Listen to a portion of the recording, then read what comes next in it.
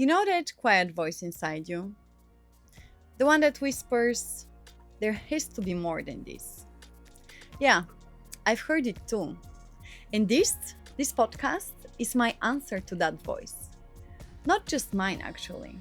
It's for every woman who's ever felt invisible, silenced, misunderstood, too much, too loud, or too ambitious to fix in the box she was put to fit in.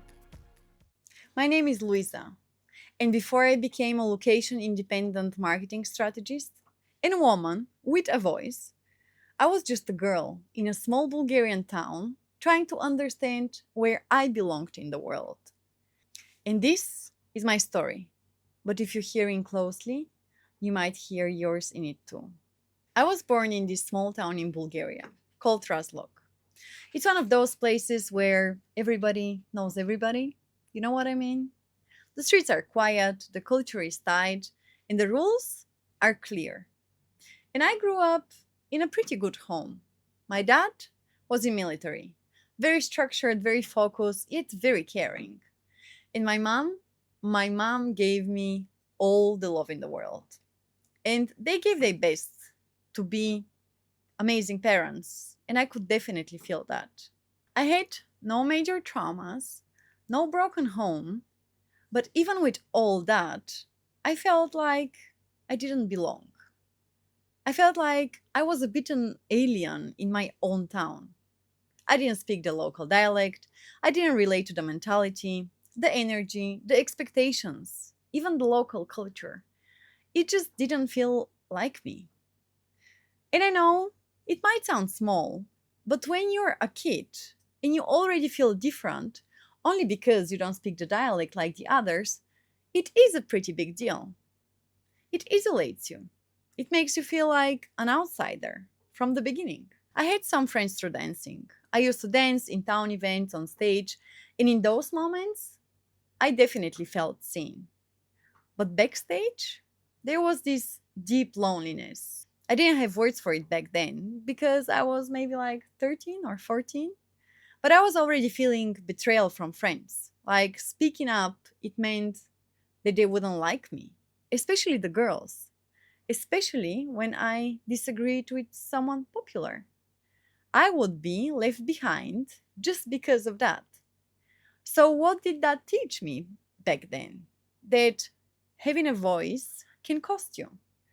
And I remember these weekends, and I'll probably, to be honest, will never forget them, where I'd be just home sitting with my parents and we would be playing board games because I had no other friends to hang out with. And my parents knew. They didn't say it out loud, but I could see it in their eyes. They knew I was lonely. And they showed up the best way they could for me. They sat with me. They played the games, even when they were exhausted. And I think that's maybe the first time I started understanding what real love looks like. It's not loud, it's not always obvious either. It's someone staying with you when you feel like you don't fit anywhere. And that was me. Too different for my own town, too opinionated, too emotional, too much, but at the same time, not enough. Like all of it. And this is where this particular pattern began. Starting in first grade, I was taller than the other kids, like noticeably taller. And you'd think that'd be fine, right? But not, it wasn't. And that's how I got nicknamed the giraffe. I was pushed, hit, teased, and it wasn't just once in a while, it was constant. And I know people would say, oh yeah, it's just boys being boys, or they're doing that because they like you. Well, I didn't ask to be like this way. I didn't ask to be punched so a boy could process his feelings. It was just rough. Then I got into dancing more seriously, and people started noticing me. I was performing a lot and I was getting attention. And guess what? That made it even worse. Now I wasn't a tall girl, now I was the girl who thinks she's all that. And the hate came from all the girls. Open aggression, side eyes, gossip, just for pretty much existing, just for doing something well. And listen, I'm not trying to play the victim, but when you're 14, 15 years old and girls are throwing looks at you because you pretty much exist and had an opinion, well, it makes you question everything. So I started wondering, is there something wrong with me? Am I actually that unlikable? Why is it so hard to fit? However, somewhere around 16, things started to shift around. I had people in my life, especially my mom, who I loved so much, who always listened. She was always there. I also had my dad, who kept telling me, "You're strong, you're smart, you don't have to fit in to be worthy." And that voice, even if I didn't believe it right away, it stayed with me. I slowly started building this quiet power inside of me. Maybe I don't need to belong. Maybe being misunderstood isn't something to fix. Maybe it's just the cost of being who I am. And so I started standing up for myself. Little by little, it wasn't there yet, like not fully, but I could feel the fire coming back. And it wasn't loud, it wasn't dramatic, it was not this wow moment. It was just me saying and understanding quietly, I'm going to keep being me, even if they don't like it. And that honestly became one of my superpowers. So by the time I was finishing high school, I had one very clear goal: get the hell out of here. So I wanted to study abroad, partly because my brother had already done it, but also because I just knew I didn't belong in that town, and probably not in that country either. Germany became the plan, not because it was easy, but because it was doable. But that meant one thing: I had to learn German. So, not just a few phrases, I actually had to be fluent. So, I threw myself into it: private teachers, intensive summer camps, language camps, and long hours after school investing in my language skills. So, I was putting all the effort, and there was one particular moment that fully changed the game. My German teacher, the one that I was getting the lessons from, she told me, "Your German is so bad that you should consider moving to Germany first, learn the language there, and then apply to university and eventually start the major that you've always wanted to have." And I'll never forget how much that hurt, because it wasn't just about the language. It felt like she was saying, "You're not good enough. You're not intelligent enough. You're not going to make it." And something inside of me just snapped. And I never went back to her. I found another teacher, committed harder, put even more time and effort into learning that language. And I turned on that, like, watch me kind of energy. I passed all the exams and everything aligned. I had the grades, the internships. And I was a bit of that nerdy girl at school, top of class, best grades, and the one girl that everybody expected to fly. So I sent my applications to the German universities, and then I got rejected. Not because I wasn't smart or I didn't have what it takes, but because I missed one tiny detail in the documents: one paper, one deadline, and one mistake that pretty much cost me my dream and all the work I had put towards it. And that was the reason why I didn't get in university. And everybody else from my school year actually did. So the girl who had everything lined up and perfect worked so hard to learn the language. She was the one who stayed behind. And that crushed me. I didn't want to leave the house. I was embarrassed and probably maybe even depressed. I felt like I'd let everyone down: my parents, my teachers, and myself. And honestly, I didn't know what to do. I was just frozen. I was sad, angry, and stuck. But then one night, while working at that hotel as a receptionist, I started researching, like obsessively. And I found that one particular university, starting in the summer semester, and it was a PR major, exactly what I wanted to do. So I applied and I sent everything in, and I got accepted. 6 months later, my dream was finally happening. I was moving to Germany. Dream, right? Except it wasn't. Not really. I was in a tiny university group, and I was the only foreigner, the only one with an accent, the only one who constantly was second guessing their every word and every sentence. And it did hit me pretty hard because I've always been a bit of like perfectionist. In my head, if it was not like I need to say this perfectly, then I would just probably not say it at all. So I didn't speak. I just shrunk because I wanted to be perfect. So I got quiet. I only spoke when absolutely necessary. And slowly, without even realizing it, I became the quiet girl from Eastern Europe. You know, this typical stereotype about this part of the world. Because people simply thought that I was not smart, that I had nothing to say, when really I was holding back so much. And making friends was really hard as well. Not necessarily because of the language, but I think it was mostly the culture. It was a pretty big shock for me, and I didn't feel like I belonged again for another time. Sounds familiar? Because I've been there. You've been there probably too. And listen, I was a waitress for years while studying. I learned a lot, like how to communicate, and I built resilience, and through that, I built also confidence.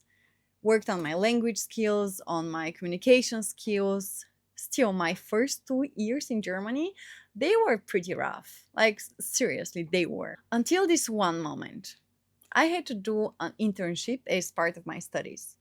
And even though I'd done all this work, improved my German so much, and got way better in being more confident, I was still like terrified, very terrified. I was still convinced I was not good enough, that no one would hire me. I mean, why would they? I'm just another foreigner with a strong accent trying to make it into communications. But I applied anyway because I had to. And then I got an offer. An offer I really like still can't believe happened. It was from the headquarters of Bosch for their communications department. And not only they hired me, but they loved me. Like seriously, they loved me. They kept on telling me how engaged I was and how ambitious I was and how much value I brought and how driven I was. And like they literally told me that I was the best intern they've ever had. Like they've never had somebody that was as motivated as me. In that particular moment, it definitely changed something deep inside of me because I realized your voice doesn't have to be perfect. Your grammar doesn't measure your intelligence. Your accent doesn't determine your value. That chapter of my life made me remember who the hell I was. But it didn't stop there. So I graduated, and guess what? Of course, I couldn't find a full time job. Yeah, I know. After everything I've been through, I went back through waitressing because that's all I could do. Very cute, I know. Until one night, this table of guys I was serving, super successful guys, and like they were drinking and joking and having fun. And one of them goes and tells me, if you're ever looking for a job, let me know because you've got great sales skills. And I laughed and I was like, haha, okay, whatever. And I actually leaned towards him and I'm like, I actually am looking for a job. So we connected. But I kind of never reached out back to him because I thought it was just a joke. Well, it wasn't because literally a few months later or weeks later, I got my first junior PR and marketing position. And I was thinking like, oh my God, this is it. Like my breakthrough. It's happening. It's starting to work finally. Except it wasn't. It turned out to be the most toxic place I've ever worked in. I was micromanaged to date. I was receiving 2 a.m. emails, no boundaries, no respect, just this grind culture in disguise. And inside, I was falling apart because I was extremely unhappy.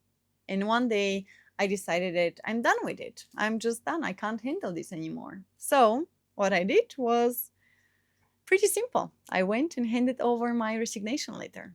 And this man, my boss, this manager, he looked me in the eye and he said, who do you think is gonna hire you anyway? That hit deep. Like, I can't explain the rage and the feelings that went through my body. It was like all these voices from the past came back rushing. The teacher who said I couldn't learn German, the girls who laughed when I stood up and had an opinion, the people who made me question my worth. But this time, I looked him straight in the eye and I said, I'm pretty sure someone will. Because I wasn't that girl anymore. Sure, I knew that the path will be rough, but I also knew that there's something more in me. So I did quit. I left. And it felt like I literally lost I don't know how many kgs from my shoulders. It felt like I could breathe again. And the best part? I literally had a new job a few weeks later. However, I had just started my master's degree in digital marketing. Oh yeah. And by the way, COVID was already hitting in a pretty full power. So I moved to Paris and I did my master's exchange semester there.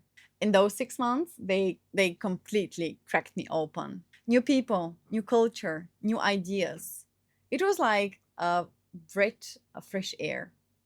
It reminded me that life didn't have to be a straight line. And even if we committed to something, we always have a choice to change it.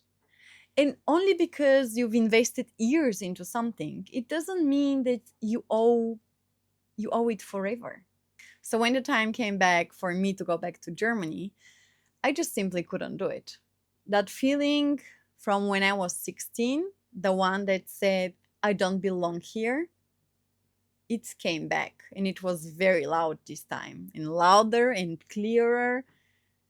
And this time, I listened. I left my apartment. I stored all my things in Germany at the friends, and I simply walked away without backup plan. Just this deep knowing that there's more out there for me. And that's when Bali happened. I moved there alone. At this stage, I think I was 26.